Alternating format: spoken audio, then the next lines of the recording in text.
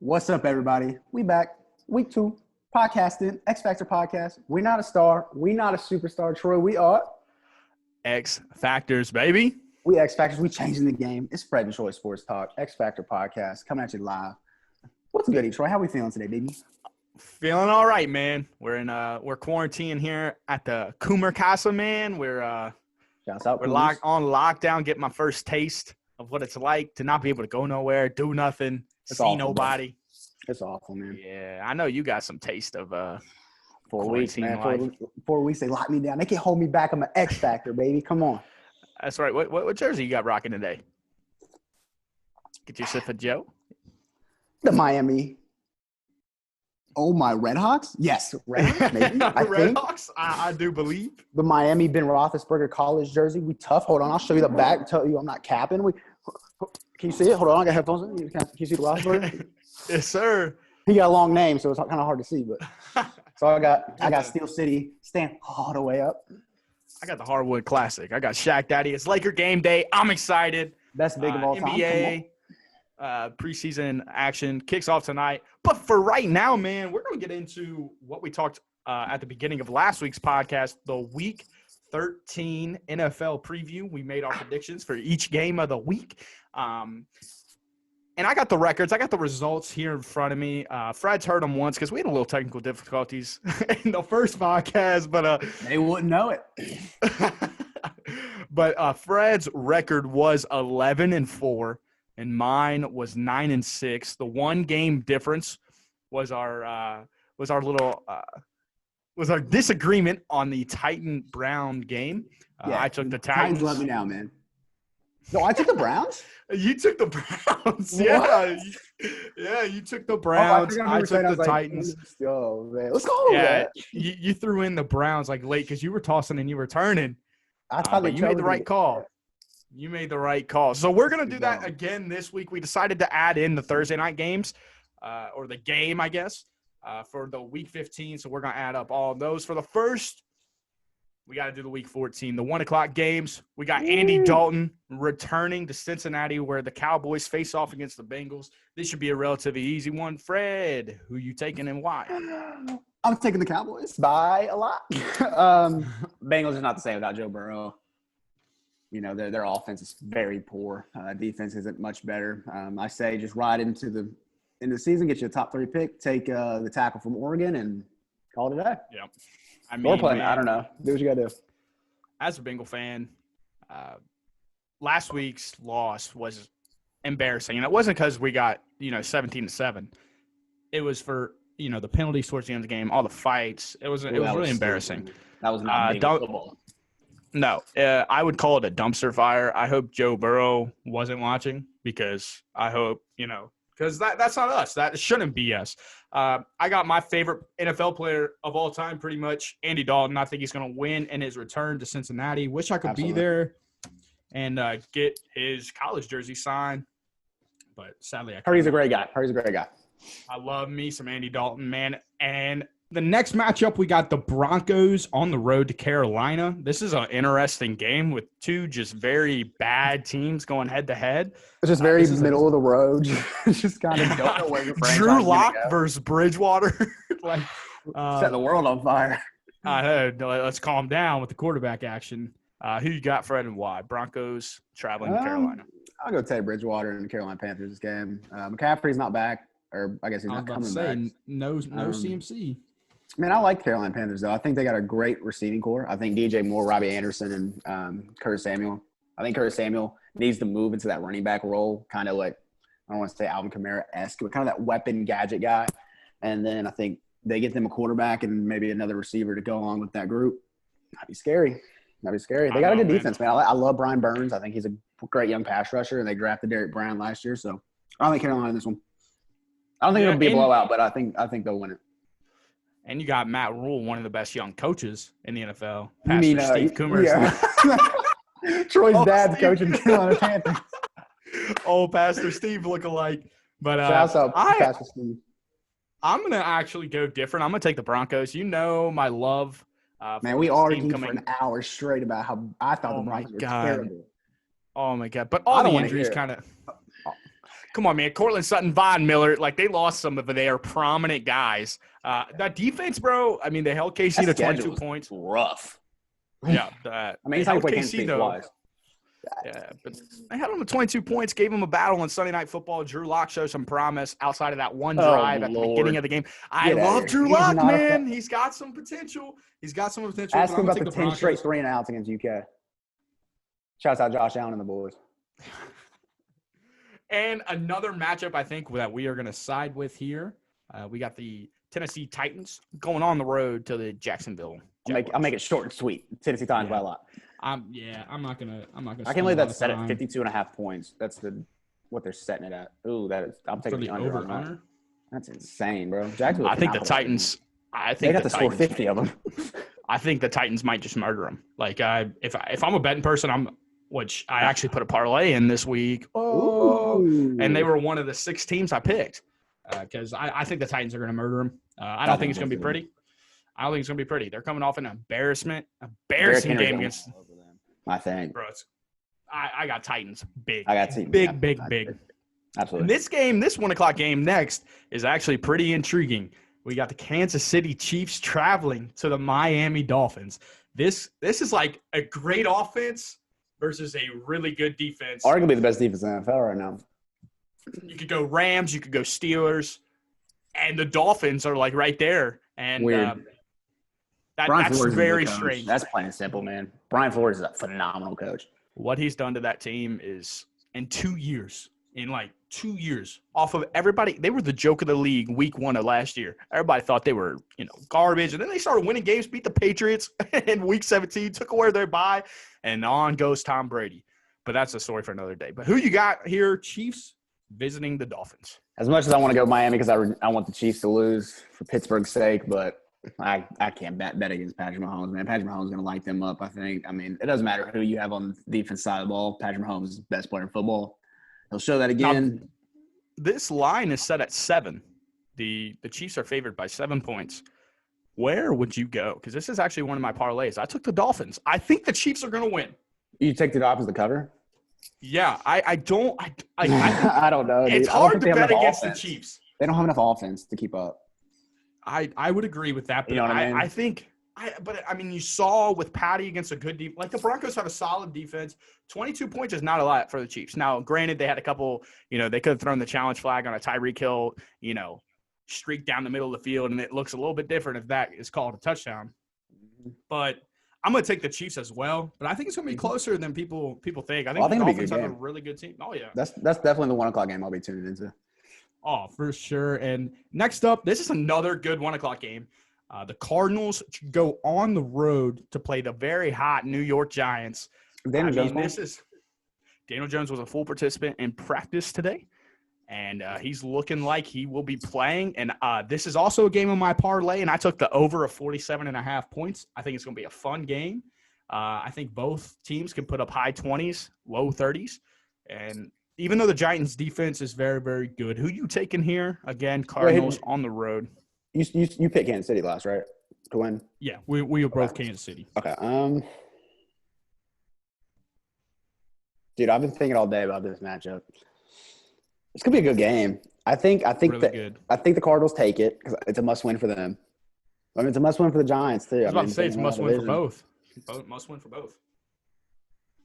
I'm going to take Arizona, though. I think Kyler Murray gets it done. I think the Giants have a really good defense, though, man. I think the Giants are kind of a slept-on defense. I mean, they got some dogs on that defense. I was watching my man, how big of a fan I am of Colin Cowherd, and I was watching him this morning. Yeah, it's third. And he really likes this game. He thinks the Giants are going to take it, I do believe. I wouldn't be surprised if they did. I wouldn't be surprised. Shocked at all if they win that game. But in my opinion, I think it's going to be a high-scoring game more than people think. And I think Kyler Murray's got the boys. He's got more weapons. Now, DeAndre Hopkins was on the injury report, so he's questionable going into the game. But DeAndre Hopkins is always questionable, and he always plays. So I'm also going to take the Cardinals. We're going a lot with each other here, which can be really, really good or really, really bad for both of us. But, I think the Cardinals get it done. And this is the hardest one. This is another really good 1 o'clock game, and it has so many playoff implications. It is The Minnesota Vikings traveling to the Tampa Bay Buccaneers off a bye. Again, if the Vikings somehow pull this off, I don't think they're going to. I'm taking the Bucs. But if they somehow pull this off, Fred, I mean, they hold the tiebreaker. They hold the wild card spot because they'd both be 7-6. It's a very interesting game. 7-5 Bucs versus the 6-6 Vikings. Who are you taking and why? I'm going to go Minnesota Vikings, and I'm going to tell you why. The project rain, I think Dalvin Cook runs all over them. I think there's going to be a little passing.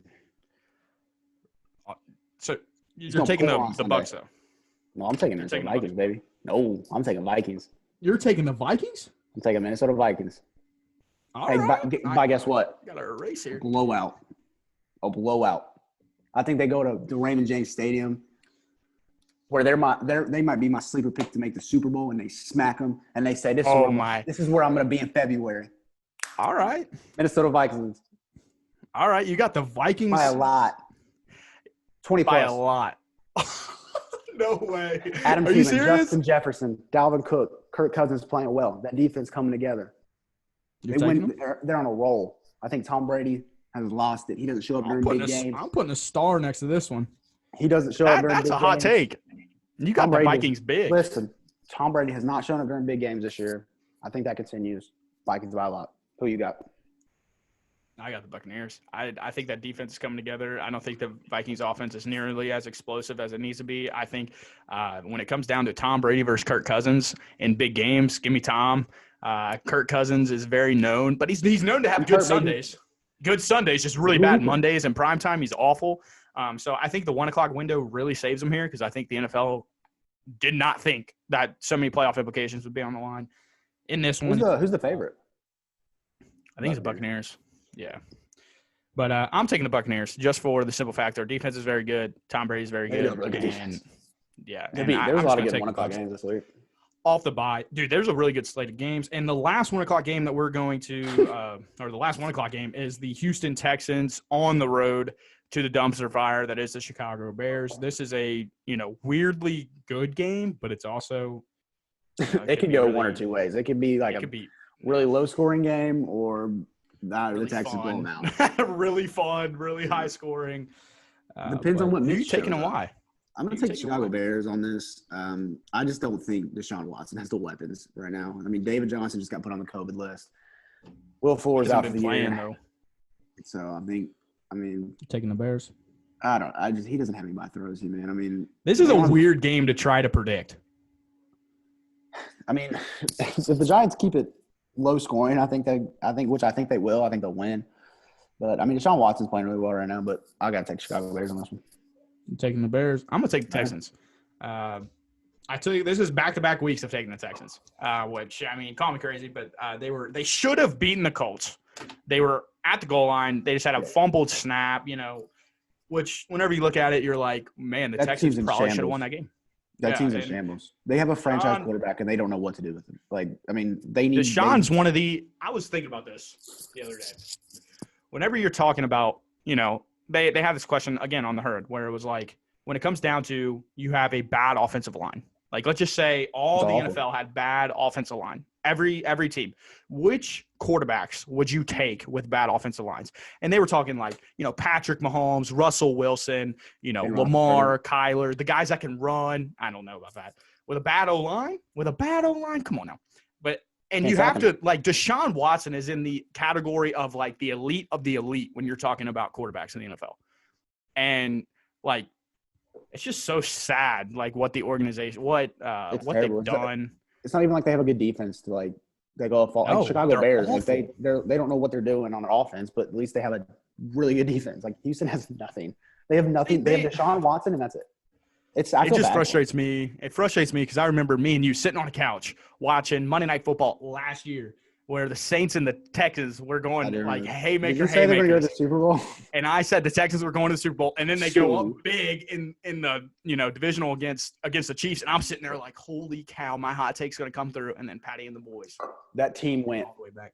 It just exploded, and then they started just you were up 26 to something against the Chiefs, and you're gonna hand away the best, arguably top 3 wide receiver in the NFL for David Johnson. And they gave away Or wait, they got Larry Tunsil. But Larry Tunsil hasn't even turned. I gave him a first-round pick. What has he done? He's the highest paid tackle at the time. Like, what are we doing? Bill What O'Brien, are we doing? He's screwed them into the ground. Shouts out for Deshaun for signing an extension, though, and staying. I mean, J.J. Watt won't be there next year. I can put money on that. All right, let's transition to the 4 o'clock games. We got the Colts on the road to Las Vegas. Again, this is a weird game, but I'm going to take the Colts. Depends on what Derek Carr shows up. I don't know which one to show up. Yeah, I'm going to take the Colts just because I think they're a better team. Really like Jonathan Taylor. Really like Michael Pittman Jr. Hopefully they make a move for Carson Wentz next year, and that team would be very, very interesting. I like them with Carson Wentz. They got the cap, too. I mean, they're going to lose Jacoby Brissett and Phillip Rivers, both one-year deals. They're paying over $40 million to the quarterback position already. Might as well add a $25 million. Like.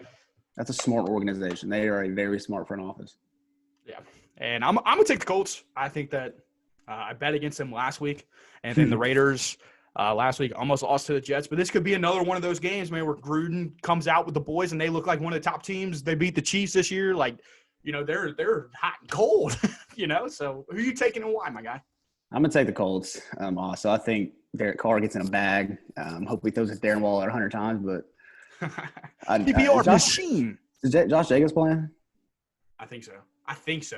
He's been hard. Because normally I'm really. I've heard a couple different things. I heard a couple different people, but I'm still gonna take the Colts. I like the Colts. I think they're gonna be a really good playoff team too. I think it's gonna be a team you don't want to run into. So I'll go Colts. And the worst team of all time, the New York Jets, go on the road to Seattle. I don't think this is. Won't be close. Won't be close. Yeah, I'm gonna take the Seahawks. Seahawks by a lot. 30+. I don't know about that, but 5 defensive Seahawks here. I don't know about all that. All right, we'll transition into the the Atlanta Falcons. They're going to be on the road visiting the Justin Herbert-led Los Angeles Chargers. I think this is another one of those games, man, sneaky high scoring. We got 2 gunslinging quarterbacks. Now, Julio's out, and anytime Matt Ryan's in a game with Julio being out, you always kind of have to, especially if you're a fantasy manager, and this is playoff time for you because I know in a lot of leagues it's playoff time. If Matt Ryan's your guy, you need to adjust because Matt Ryan without Julio is not Matt Ryan that you know and love. But personally, I'm going to take the Chargers. I'm going to take the Chargers here. I think Herbert gets back on track. They just got absolutely destroyed by Bill Belichick and the New England Patriots. I think Herbert goes off, throws 4 or 5 touchdowns this game. I think it's a high-scoring game. I think Herbert leads them, and I think I don't think it'll be very close, but I think it'll be a high-scoring game, and I'm going to take the Chargers, man. What do you say? I'm going to go Falcons. I like Matt Ryan a lot. I think he's had a sneaky good year. They're both teams. They're not going to play for anything. Neither of those teams are going to make the playoffs, so I think they're just going to come out and just sling it. I think it's going to be a high-scoring game. I think you take the over on that 49. I would take the over on that 49. That's set. I think it'll be on my parlay. 30-40s. So I'll go Falcons, though. I like them. I like the Falcons a lot. And then another 4 o'clock game. We got one of the best quarterbacks in the NFL, probably top 2 in the MVP race. We got the Green Bay Packers on the road. I was skipping them. I thought you were talking about Taysom Hill on the Saints. No. Good God. We're talking about the Packers on the road at Detroit. I'm taking Green Bay. Their last matchup, man, wasn't even close. The Packers won 42-21. I don't expect that, but I expect, a routing of like 35-21, 30 to I set that at 55. Woo. Yeah. I'm taking the under on that. I'm taking Green Bay. I think they'll win. I think they'll win by like 10. I think they got the best wide receiver in the league, Devontae Adams. That dude's unbelievable. Dude, I feel so Watch him, enjoy him. He's unbelievable right now. Unbelievable. As we transition, yep, let's do it. We got the New Orleans Saints traveling on the road to face the rookie-led first career start, Jalen Hurts. This could be bad. Sean Payton can eat that up. This could be bad. Saints by 8 million. I would take that over. 42.5, taking the over. Gone. As a coach, this is one of the hottest defenses in the league. I agree. Why do you throw him out there? Because I'm pretty sure next week they play the Chiefs. And it's like you got to prepare him somehow. I mean, he's got to do it eventually in his career. Yeah, so his first 2 starts go up against, 2 of the best teams in the league. Might as well. I I like guess. it. But If I'm I was gonna take Jalen the Hurts, Saints. what do you think Jalen Hurts sitting there wondering that? Or you think he's like, let's eat? No, a competitor, he's ready. He's gonna be ready to go. That's gonna be I fun. like him. That's gonna I be think he's a fun. good quarterback. It's gonna be. I'll definitely tune in that. I want to see what he's working with. But yeah, I'll take Saints by a lot. Yeah, I'll take the Saints as well. And the I don't last think 4 o'clock game here, 4 o'clock game, we got the riding high off of taking down the monster that is the Pittsburgh Steelers, undefeated. Steel City, all the way up. They absolutely popped the undefeated bubble. The Washington football team travels on the road to the San Francisco 49ers. Another interesting game. Last week you chose you're big on the 49ers. I have a feeling. I think I know where you're going here. Nope. After watching that Washington defense, I'm taking San Francisco. Washington. Are you? Taking the football team, yeah. That defense is swarming, man. They got to Ben Roethlisberger a lot. I think their secondary is pretty good. They got Kendall Fuller. It also helped that you guys don't run the football. Does help. Who's San Francisco going to run? They got Raheem Mostert, Jeff Wilson, Jerick McKinnon. They got some guys back there. Debo Samuel. I think Washington blows them out. I think Terry McLaurin. You think that offense without Antonio Gibson can blow somebody out? Yeah, because I think Alex Smith's going to sling it, and I think Terry McLaurin's going to go for 200 yards. Give me the 49ers. I think J.D. McKissick is going to go have a big game too. Give me the 49ers. I'm sorry, I slammed my pen. Sorry. J.D. McKissick's been one of the best backup running backs in the NFL this year. Yeah, he's been just like a receiver for him. Honestly, like he's been that receiver out of the backfield. Alex Smith loves him. He gets the target share. He's literally that is a beautiful comp. Whenever Tom Brady had James White or Phillip Rivers with Eckler, Phillip Rivers, Naheem Hines. If you were a high school running back, college running back, watch Kamara, watch J.D. McKissick, watch James White. Learn to run routes out of the backfield. You will find a way in the NFL. J.D. McKissick's the third string running back and gets more snaps than anybody. They signed Peyton Barber in the offseason. He barely gets love. He gets like goal line. He's like Jordan Howard now. You hand him the ball at the goal line. And I like Peyton Barber too. He's running back. Oh, yeah. And Sunday night, this game is going to be fun. I'm excited for this game. Can't wait to tune in. Can't wait to watch. We got the Pittsburgh Steelers looking for their bounce-back game, but they are up against one of the hottest teams in the AFC. They are a Hail Murray away from being, a 6-game winning streak and being one of the hottest teams in the NFL. The Steelers against the Bills. Sunday Night Football. Tune in. It's going to be a good one. Who you taking, Fred, and why? I think you can probably guess who I'm taking on this one.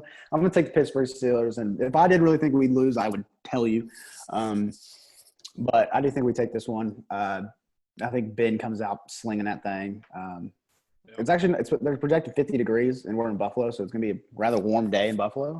It'll probably get down to 40 degrees, but it'll probably drop a little bit. Ben and Josh Allen are both used to playing in the cold. So the Bills are good, man. Stephon Diggs, Cole Beasley. They got a nice little squad. And I'm going to take the Bills, personally.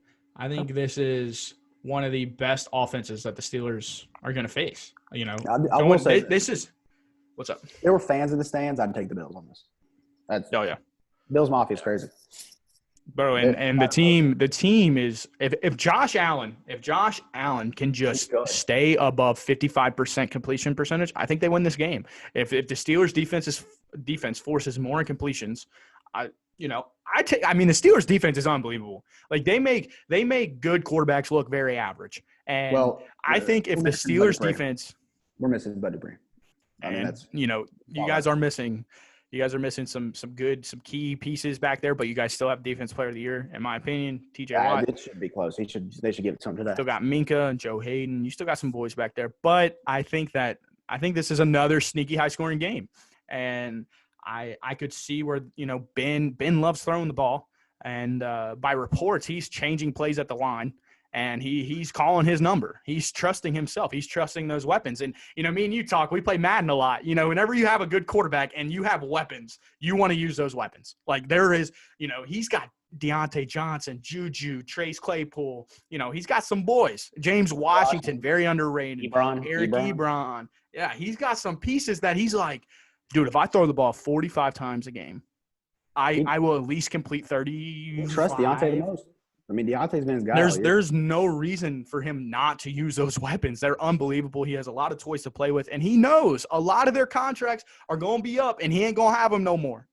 And he's got to use them, and I understand it, but at the same time, if you want to beat the Chiefs, if you want to beat, honestly, the Bills with just a high-power offense, you got to be able to run the ball. James Conner, you're on my fantasy lineup. I started you over Cam Akers.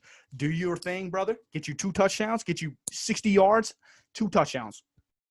4 receptions for 30 yards and a tut. I wouldn't be mad. But, again, I'm going to take the Bills. I just think it's a very high-scoring, fun game, and I'm going to take Josh Allen over Ben. Younger arm, but, yeah, I think it's going to be fun. I can't wait for this game. And normally I don't like watching Steeler games, but I think this one will be fun. You're missing out. The AFC North dominates the Sunday night, Monday night window, where the Ravens go on the road to play one of the hottest teams in the AFC. The Cleveland Browns, getting a lot of respect nowadays, are the Cleveland Browns. Fred, this is an interesting game. Who are you taking? Taking the Cleveland Browns because Lamar Jackson's very overrated. That defense is going to smother him. He has no weapons to throw to, plain and simple. Mark Andrews hasn't been that good this year. Hollywood Brown's a crybaby, and Lamar he's what is he? Dude, he has no weapons. Get him something, please. But yeah, I'm taking the Browns. I think the Browns are going to blow them out, actually. If Baker Mayfield plays like that the rest of the year, they'll go to the AFC. They're serious. They're serious. I was about to say, they're a serious little team. Their running game's unbelievable. They have 2 – arguably, they have 2 top 15 backs, 2 top 13 backs. Kareem Hunt's very talented. Kareem Hunt, I mean, people forget what he was like in KC. Like, he was unbelievable. Like, he was tough. And, again, this game's very, very an interesting one for me because you look at last matchup was week 1, and obviously Cleveland Browns, way different team. The Baltimore Ravens, way different team. Yeah, no kidding. Where the Ravens just absolutely dismantled them. Blow them out. But Baker has a way in big games. Now, he showed off against the Titans in the first half. But after that first half cooled down and the second half came and they made their adjustments, the Titans outscored them 38-3. And I think people, tend to be like, well, they still won the game. But in the second half, when it mattered most, they scored 3 points. And the Titans were able to do whatever they wanted. I think another fun game. I'm going to be tuned in. Can't wait. I'm going to take the Ravens. And I think that the Browns eventually have to – I don't see how they continue playing the way they are. I don't trust Baker in big moments. Now, he could absolutely – if he wins this game, I won't pick a – I trust him more than Baker. Dude's an MVP. That don't mean anything when it comes to the clutch games. You saw what he did in the playoffs. Got you. But Mark Andrews will be back. Willie Snead will probably be back. They'll get their boys back. J.K. Dobbins. I can't wait to watch this kid. Now, obviously, Cleveland Browns defense, very talented. But I'm going to take the Ravens. I am. I really like I hope the Ravens do win. I'll tell you, I'll be rooting for them because they lose and the Steelers win. We get that division clinched up. Now, if you guys lose and the Browns win, that could get interesting. Week 17, no more resting in the Steelers. But and then for the first time, we're going to predict a Thursday night game. Another weird one. Chargers on the road, go to Las Vegas. Another just this is one of these games where, again, like you said, it could be 17-14 or it could be 34-31 and be very entertaining. Yep. Again, I'm gonna pick Justin Herbert. I think that they go on a little 2-game winning streak here, and I'm taking Herbert and the boys. Who you got and why? I'm gonna go Las Vegas here. I think they lose this week to the Colts, and they're in a must-win situation against the Chargers. I think the Raiders make the playoffs? I don't think they make the playoffs. No. I think the Ravens. I don't think so either. I respect that, my guy. I respect it. But what's up? I said 3 teams in the AFC North will be in the playoffs this year. That's beautiful. It's beautiful. Represent, man. Represent the best division of football. Got to. Yes, sir. And there is our Week 14 and Thursday Night Football predictions. Again, next Friday, we'll dive into each of our, our records, update the standing, update the records, see who can finish off the year hot. But there it is, man. And we're going to do our weekly 3-question game with Fred about the NBA. That's me. And this is fun. I came up with these questions again. I was sitting down in quarantine, and I said, what 3 questions do I want Fred to answer and kind of for us to talk about? So I came up with them. And our first question of this is, will Kevin Durant return to a top 3 player in the NBA? Yes, I do. I absolutely think so. I don't think Thank you. I don't think we're talking top 3. I think we're talking 1. You think he's the best? I think he's the best player in the NBA. I do this year, absolutely. And I don't think they win the championship, and I don't think, and I'm not. That's no disrespect to LeBron, but yeah, of course. I think the Lakers will win the championship. Maybe, I don't know. I think Who they're knows? Long season ahead. I think people forget just how good Kevin Durant is. Dude, I was looking at his career numbers when I was preparing to talk about him. Dude averages 27 points per game on his career. This isn't just one season I'm talking about. I'm talking about on his career. 27 points, 7.1 rebounds, 4.1 assists. He's almost a 50% shooter, 38% from the three-point line, and he's an 88% foul line shooter.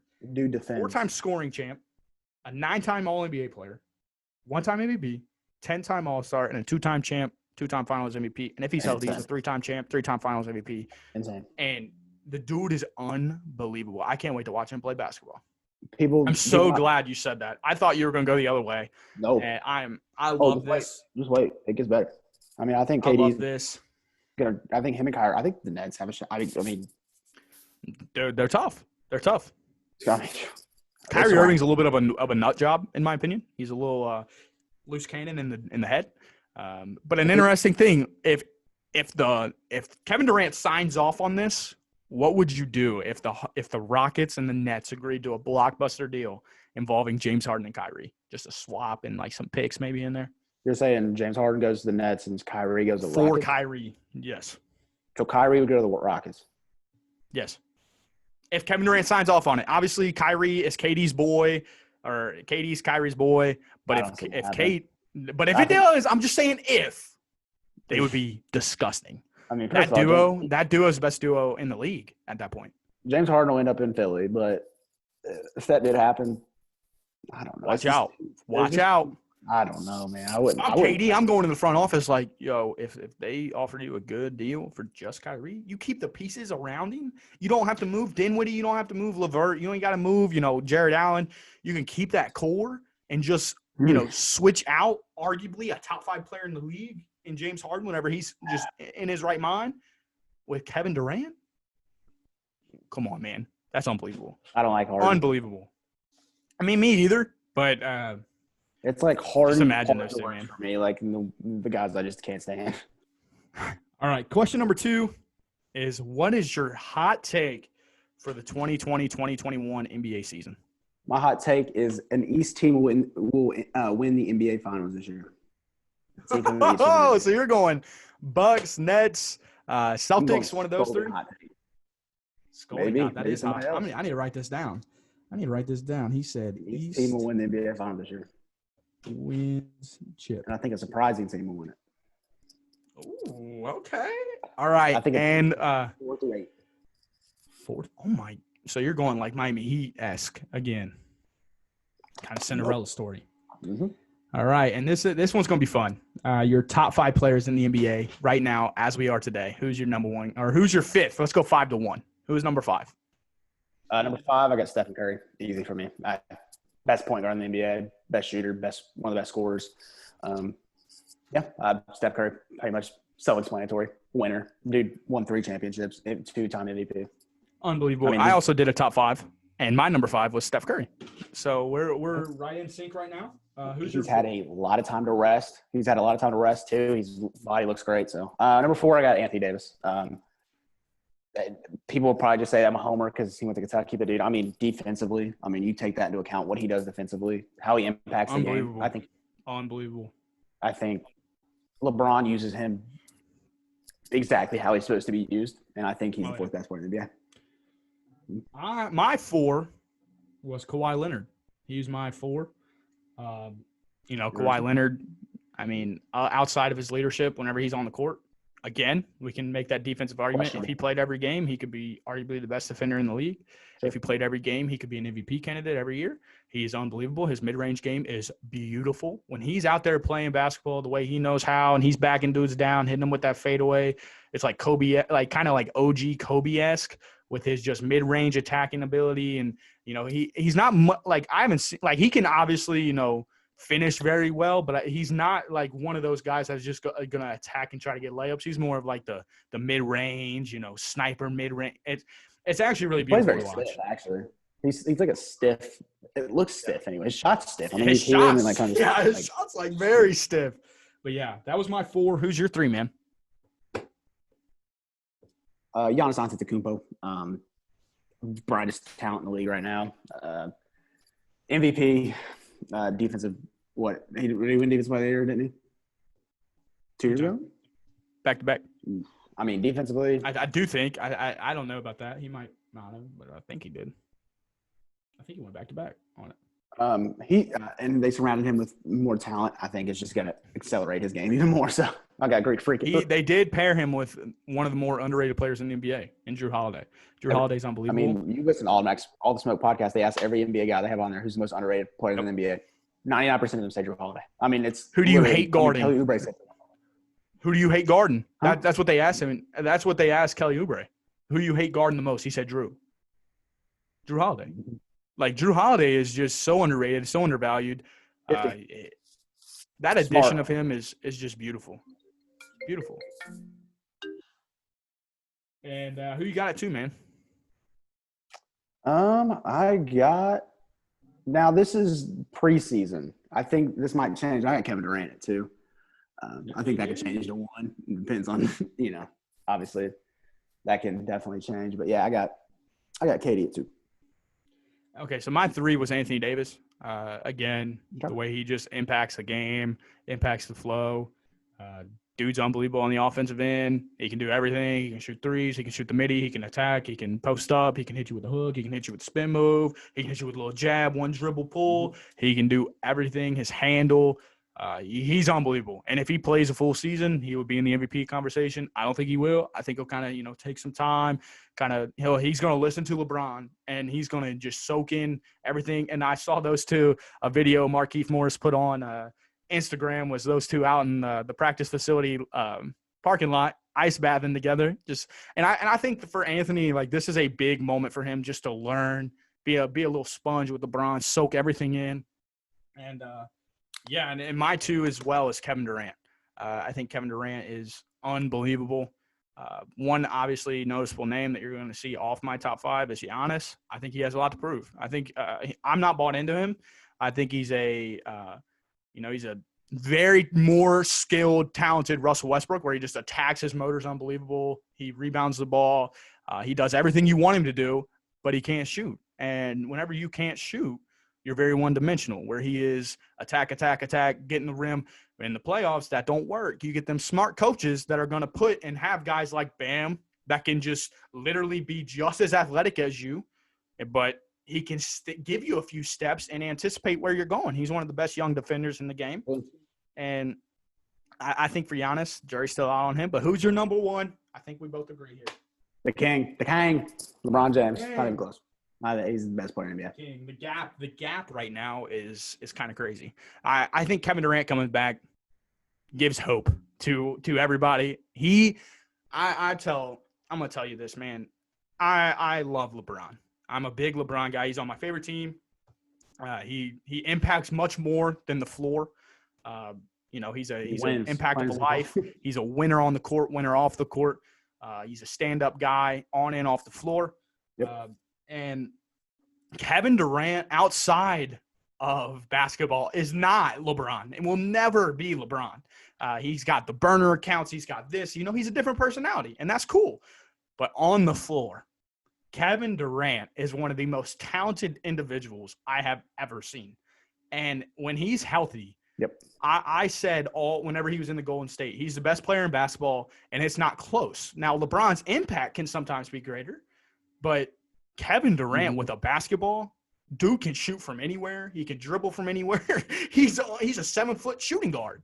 Like, absolutely, dude's unbelievable. But so again, my top 5 goes LeBron, KD, Anthony Davis, Kawhi, Steph Curry. Fred's goes LeBron, KD, Giannis, AD, and Steph. So a lot of similarities there.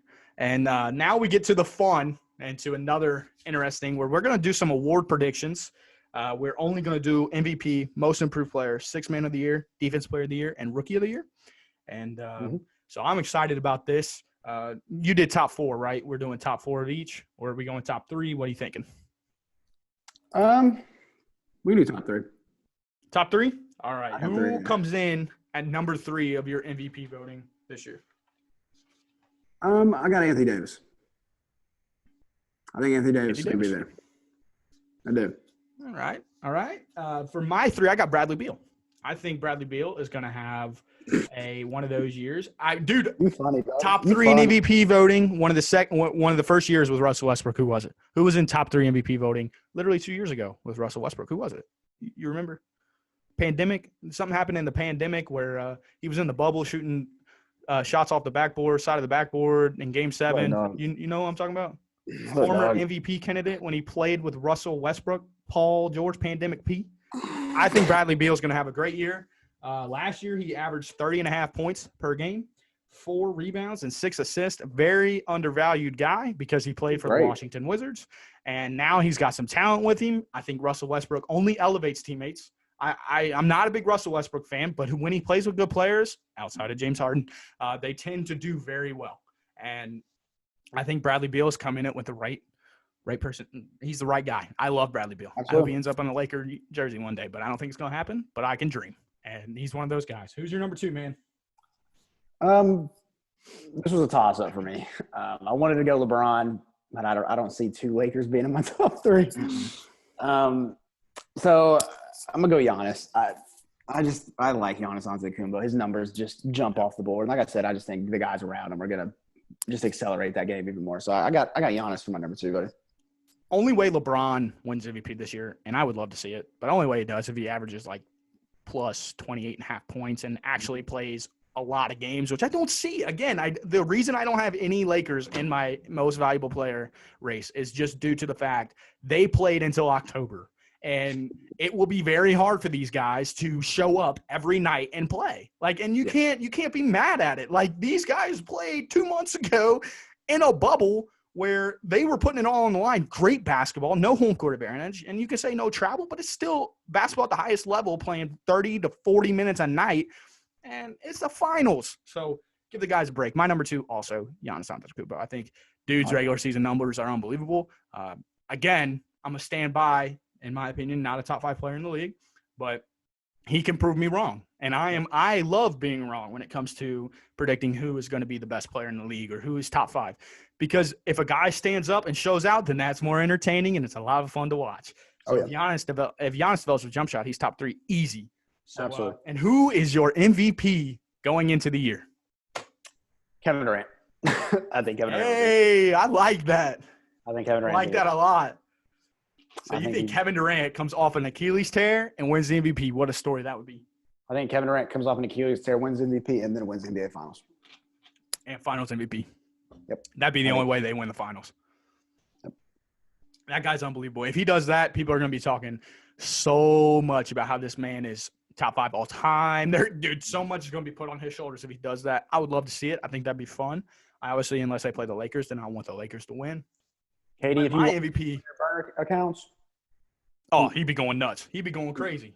Yeah, who's your MVP? My MVP going into the year is Damian Lillard.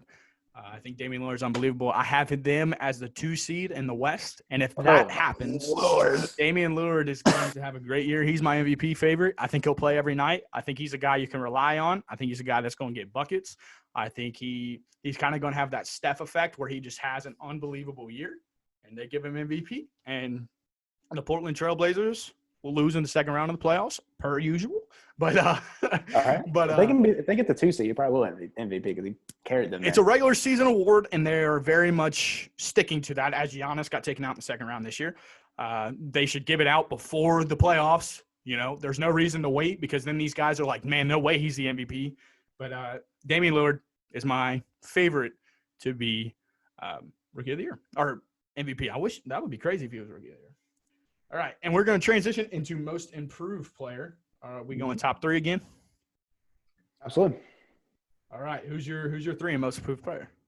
Kelly Oubre. Kelly Oubre's on number 3. I like that. I think Obviously, averages 20. are you going basketball or are you going looks? Both. A very attractive male. No, I think Curry Bray's. I mean, He's tough, man. Tough. He needs to be excited to be out in the Bay Area. I think he gets himself surrounded with a lot of talent. If I remember correctly, you have the Warriors at 2, correct? I do. Yeah. So that could very much happen. If they are a 2 seed, he has to have a big year, unless you believe in Andrew Wiggins to just take the next step. But my number 3 is Lonzo Ball. I think Lonzo Ball can be a guy that just hovers around the triple threat or triple double, numbers. Last year he averaged 12, 6, and 7. So I think he can bump that up to about 16. If he bumps it up 16, 9, and 9, I think it'd be hard not to give it to him. Like an assist and a rebound away from a triple-double, like that's crazy. I'm really high on Lonzo Ball. I love Lonzo Ball, always have. And I think he's a great point guard to have on your team, especially with BI and Zion, because he's not about getting his. JJ Redick said today on his podcast, Zion looks real good. He said he looks real, like he's fit. I love Zion. I like Steve Adams on that team, so I think it's a tough little squad. And I don't think they can average. He can be the leading assist man in the NBA this year. Him and LeBron can be 1 and 2 because he just has so many guys around him just to throw lobs to Steven Adams, throw lobs to Zion, get BI in his spot, get JJ in his spot. Yep. And he's great at delivering guys into their spot. I love Lonzo Ball. Who's your number 2, man? DeAndre Jordan. Really? Yep. That is interesting. I was not anticipating DeAndre. He's got to be that number 3 guy, I think, in Brooklyn, because I think outside of, I think he does everything that they need to do to win. I think I could see him averaging 15 and 12 and 4, something or 3, 3.5, something like that. I like DeAndre Jordan. I think he will fit right in with that team. I think he's not being talked about enough. I don't think he's being talked about enough. How old is he? Do we know? Is he 32 now? Is he getting up there? Research. I'd say he's probably 30, 31. I'm just curious. I'm sorry to make you have to do. I'm really curious how old he is now. Andre Jordan. Where you at, buddy? He's 32. He's 32. I mean, I there was nothing. I obviously big Laker fan growing up. There was nothing worse than watching Lob City just dunk all over us like that. Like that was one of the defining moments as my Laker fandom, where I was just like, all right, this is where we're at. this is where we're at. So I really like that. My number 2 is Jamal Murray. I think that coming off of the bubble, and I think people forget that his regular season numbers were not that good. Dude averaged 18.5 points, 4 rebounds, and 4.5 assists. I think he could easily win most improved, but that's where I'm going. I got Jamal Murray at my number 2. Who is your prediction for most improved player this year? I could have gone a lot of different directions here. I thought about John Wall and Marcus Cousins. I just don't know how much they take into account them not playing. You know what I mean? I think John Wall come out and average 22.6. I can just give that to him, but I don't think they do. I think they're going to take – I think the guy you had at number 3 is going to win. I think Lonzo Ball is going to be most improved. Really? I think defensively he's one of the best on-ball defenders in the league. I love that.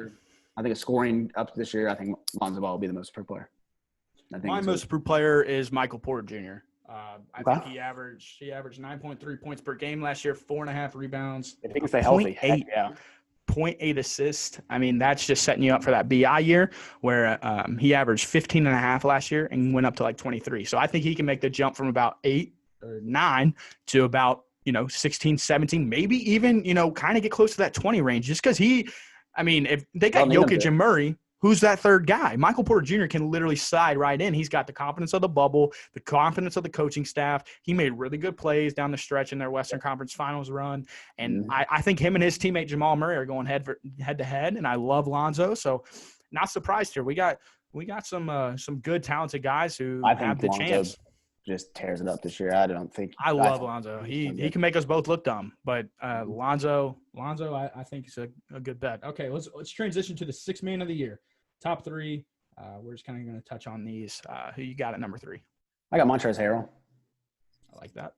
I think plain and simply, he won really good, really good 6th man. Really good 6th man. He scores, rebounds, does everything you need a 6th man to do. My 3rd place is Terry Rozier. I think that with the addition of LaMelo and then Devontae Graham at the 2. I think Rozier's going to have to come off the bench, and I think he can average right around 18, 20 points, be a kind of Lou Will off the bench for him, score. He's got scorer's mentality. I think he's a very sneaky 6th man of the year prediction. And who you got at 2, man? I him as well. Terry Rozier. Terry? All right. Yeah. I think Terry Rozier. So we flip-flopped because at 2 I got Montrez. So we flip-flopped. I wonder if we're That's pretty cool. But yeah, I think Terry tears it up, man. I think that team's gonna be good. I think that team's gonna be good. They're sneaky. They're sneaky. They are sneaky. So who you got winning 6th man of the year? Robert Covington. Interesting. Are they gonna start him? I think it's gonna be fine. That'd be sneaky. That's another. We do not have the same. Well, would they start Melo at 3? No, he'd come off the bench as well. Let's see. I'm looking at the chart. See what they got. It would make sense for him. Yeah, of course, if he comes off the bench. But they might start Gary Trent. They're actually starting Lillard, McCollum, Derek Jones Jr., Robert Covington, and then Yusuf Nurkic. Yeah. That's interesting. Okay, I'll put Carmelo in there. If Robert Covington comes off the bench, I thought he'd come off the bench. That's my mistake. But I think if he does. I blame you. That'd be a nice 6th man. That'd be really good. Who you got? My 6th man of the year is Danilo Gallinari. You know how high I am on the Hawks, and him coming off the bench, I think he'll win the 6th man of the year award this year. I think they're going to have voter fatigue of voting for Lou Will. He'd come in at 4. Underrated. Severely underrated. Dude can very good 6th man of the year, man. I think people are tired of him winning the award, and that's why they gave it to Montrez this year. I'm not a big fan of that. I think that's why they'll give it to Danilo this year. I think Danilo is great, and I think the Hawks are going to be very, very talented and a top 6th seed in the East. And if that's the case, Danilo's got to be good. And I'm predicting even better. I think Montrezl Harrell is the best bench player signing out of any team. But yeah. Another good guy. Blazers. If Robert Covington does start, Rodney Hood. Watch out for him. Rodney Hood. Love Rodney Hood's game. Love Rodney Hood's game. Somebody from the Trailblazers. There's my number one. Somebody from the Trailblazers. Somebody off the Trailblazers. Gary Trent, somebody. Somebody's winning 6th man of the year. Let's go to Defense Player of the Year. This is, one that I think the top 2 is very easy. I think they'll be the same as this year, but I don't know what you got. Who's your 3rd here? Rudy Gobert. I think Rudy Gobert is one of the best interior defenders. But he's on the 3rd. I got Joel Embiid. I think 3? Yes, I do. He averaged 11.5 rebounds, 1.3 blocks, and 0.9 steals. I think with a full season work, if he stays healthy, of course, this is all if people stay healthy. Joel Embiid will finish top 3. And who you got it to, my man?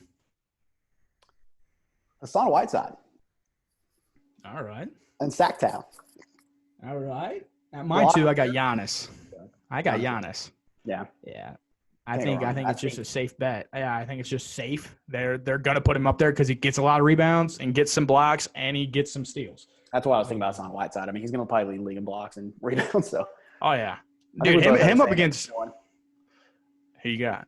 1, 2, 3. Anthony Davis. Anthony Davis. He's the best off-ball defender in the league. He can switch on the guards. I mean, he plays the 5. He plays the 1. He plays 2. He can play all 5, and he's unbelievable. He got robbed last year. It's best defender I've ever seen. College, NBA doesn't matter. He's so good. People. I really wish people undervalue this man. Because Nerlens Noel. His shot blocking ability is really nice. You could arguably say top 3. I really like your top 3. That's a very good top 3. I didn't even think about Whiteside.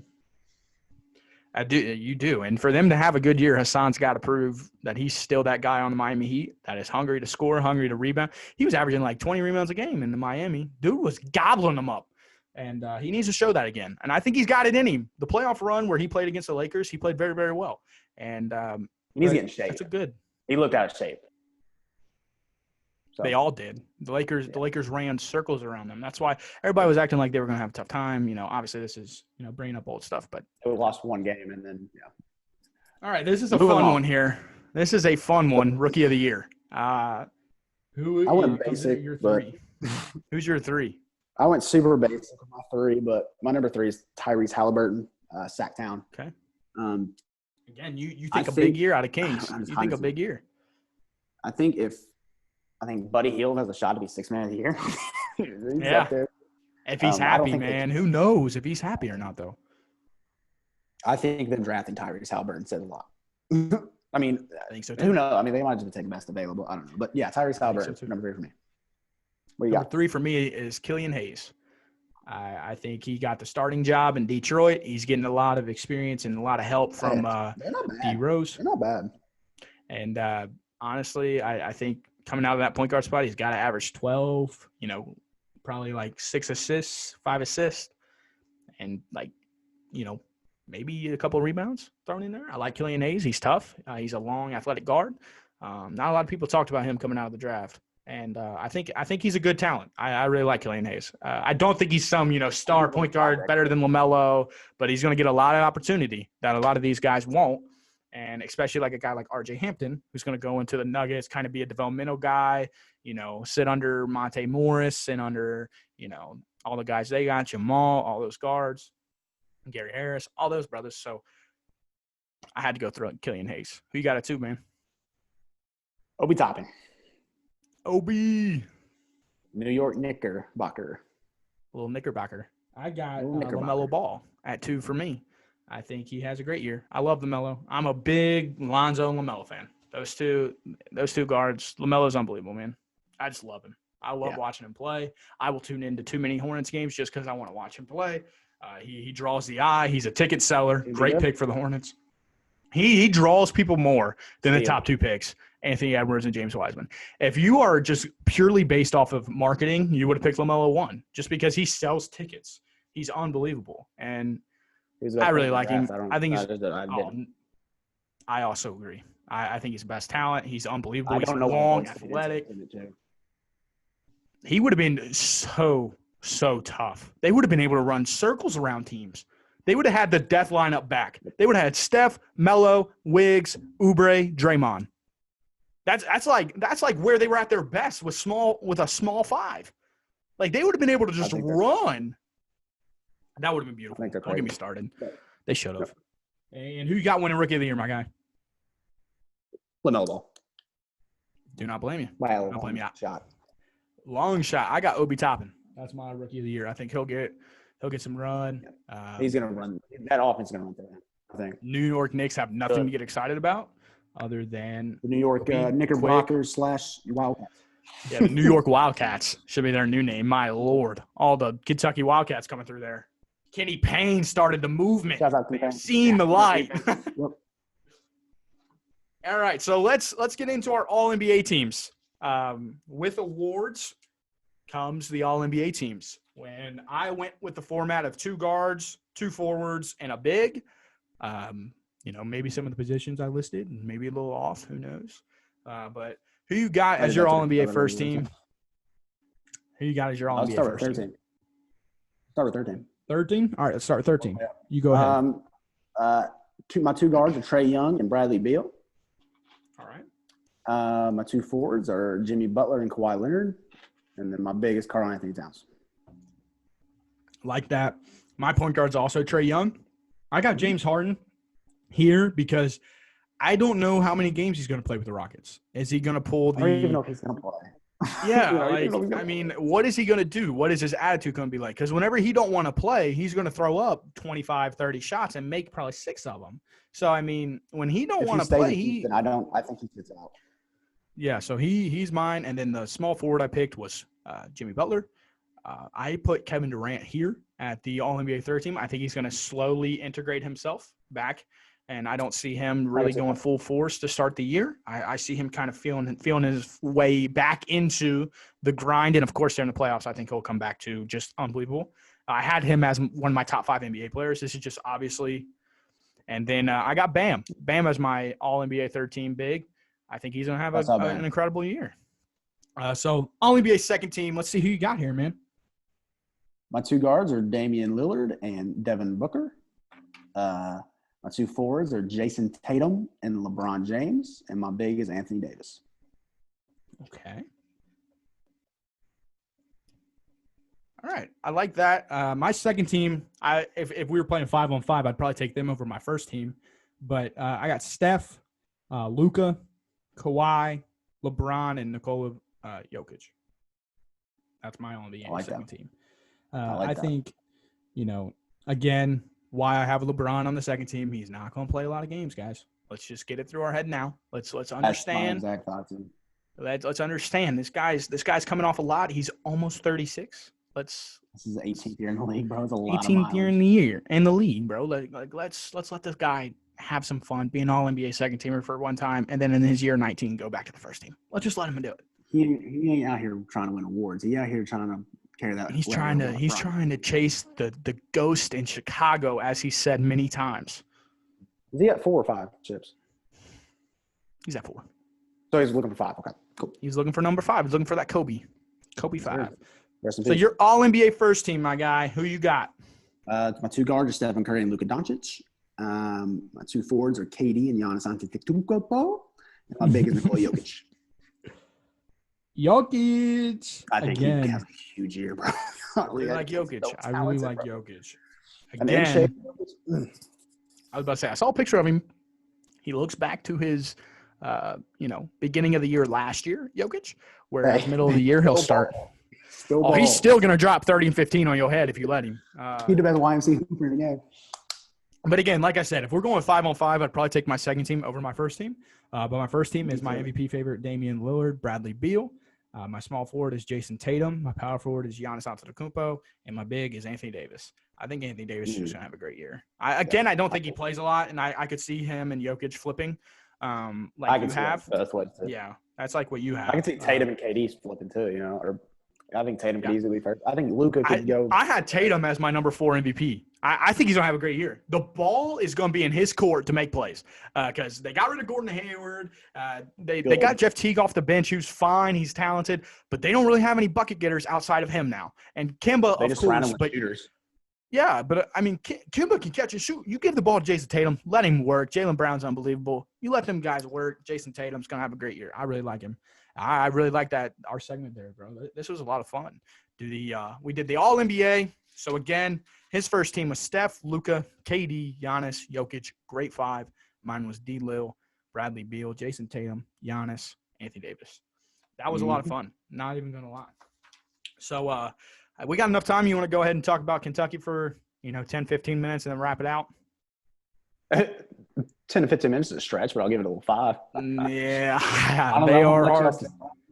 They're hard to talk about. So we got the Kentucky Wildcats. They're coming in on a 3-game losing streak, and they look to face off against Notre Dame. And I got some quick numbers for you before we talk about, the game and who we think is going to pull this one out.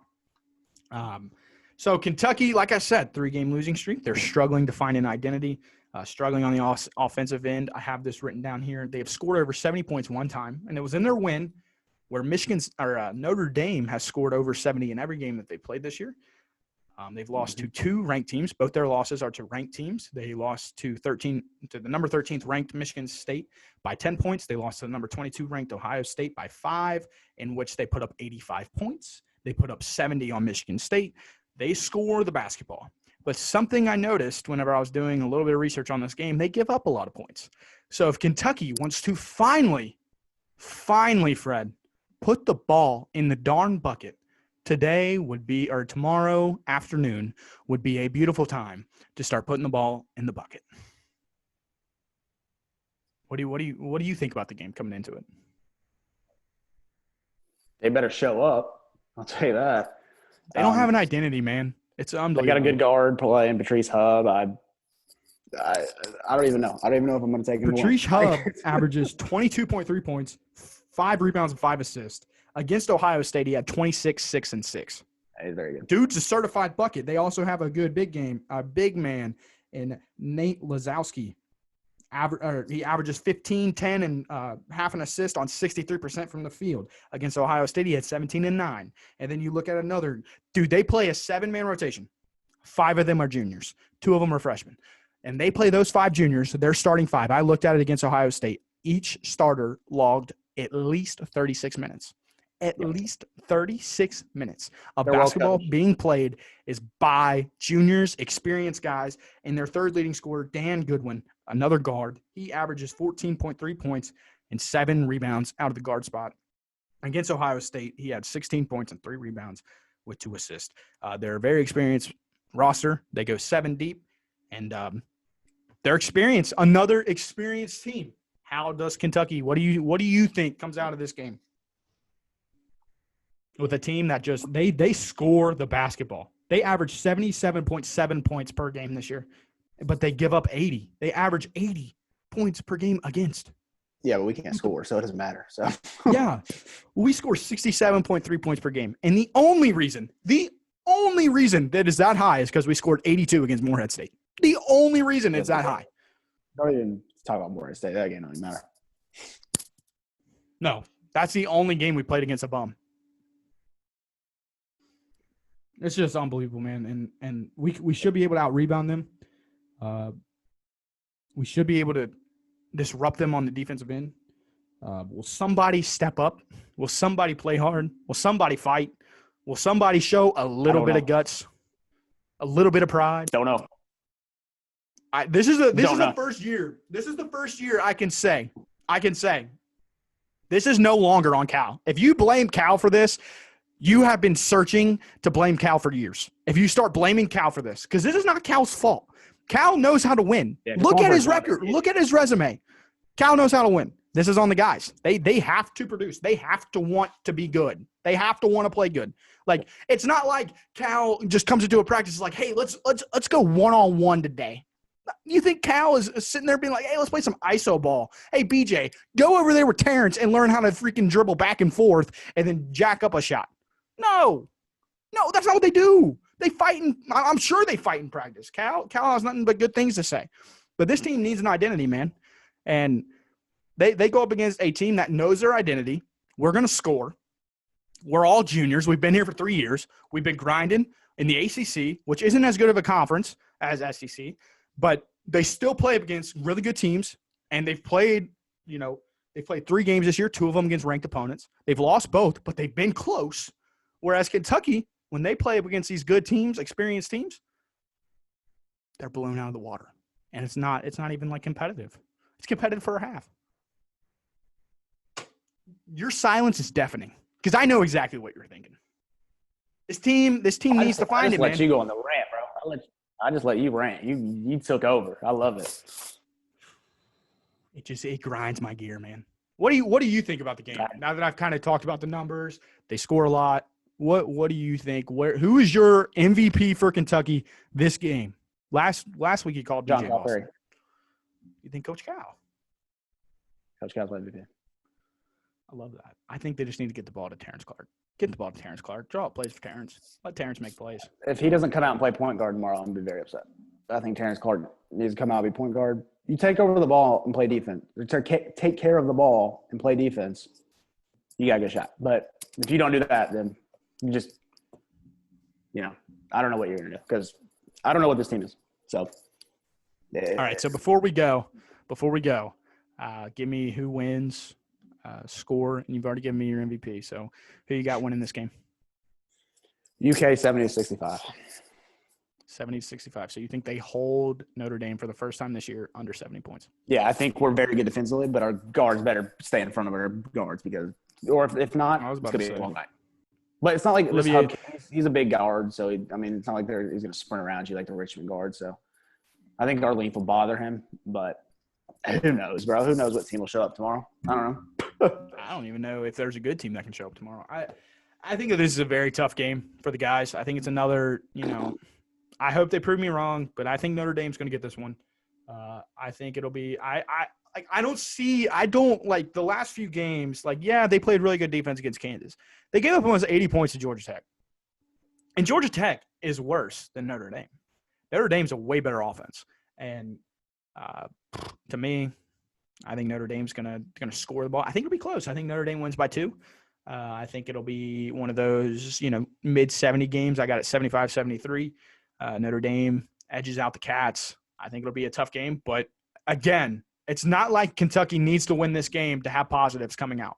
If they keep it close, if they play hard, get to a situation where somebody can make a play to win the game. And if we don't make it this early on, it's okay. But if we lose by 2 or win this game, I'm happy. If it's a one-possession game, I'm happy. I'm not walking into this game thinking we're going to win because I don't think we do. But I'm walking into this game with the pure hope that we just keep it close. We just play hard. We just show a little fight. That's all I want, Fred. Any closing thoughts, man? Just play basketball and please fight. Act like you're gonna fight. Do something. Show some heart. I don't care if you win. Just fight, man. So I think we're both there. All right. Okay. Fred, close us out, man. Episode 2. It's a wrap. Close us out, my dog. Episode 2. It's a wrap. Talk some NFL, some NBA, and of course some Kentucky basketball. Thank you all for tuning in. As always, I've been one of your co-hosts, Fred Wisener, joined by Troy Coomer. As always, rock the Shaquille O'Neal, New Jersey. Remember, you're not a star. You're not a superstar. Make a difference. Be different. Be an X factor. We'll see you guys next time. God bless. Peace out. Peace.